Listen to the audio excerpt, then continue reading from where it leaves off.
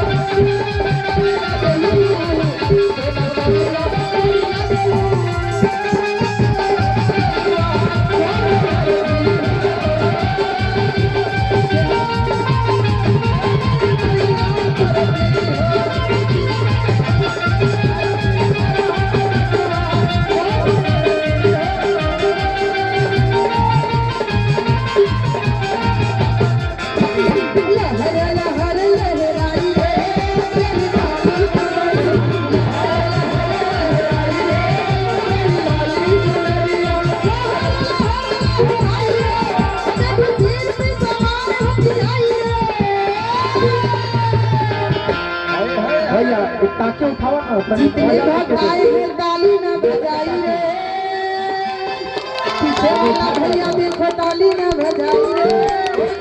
और सामने वाले भी मेरे साथ में। वाह, हाँ वैसा कोई बात नहीं है। आप जो सोच रहे हैं यहाँ के नौजुवक मेरे नहीं हैं। ये सब अपने भाई है सब लोग, हाँ। ठीक नो। कहा गया है कि पत्थर पीसने से मैदा नहीं हुआ, जय हो। पत्थर पीसने से मैदा नहीं हुआ। और न्यू नौजुवक छठ पूजा समिति के सदस्य को झुका दे कोई पैदा नहीं हुआ। अभी तुरंत झुका के आए हैं। झुका दे। अच्छा झुका, अब मुझे लगा कि झुकाने की बात है। झुका, अरे झुकाने वाला तो पैदा ही नहीं हुआ, बिल्कुल नहीं हुआ है ना। अब देखिए थोड़ा सा हम बता दें, बताइए ना पूजा जी, वाइट और माइक में थोड़ा सा डिफरेंस होता है। यहाँ लोग खुल के इसलिए, समझिए मेरे बात को, खुल के यहाँ लोग जो है इसलिए मेहरारू का डर भैया, मेहरारू का जी डर। जी माइक पर, हेलो भैया पता था माइक पर खुल के बोल सकते हैं, लेकिन मेहरारू के सामने कोई खुल के बोल नहीं सकता है, इतनी डर होता है। ये कहियो बीतल चलिए, मेहरारू का डर जरूर सताता है। कहियो बीतल है कि नहीं? अपना पता भी नहीं बीतल है, लेकिन रहुआ पे जरूर बीतल है। क्या बात है, वाह। लहर लहर लहराइए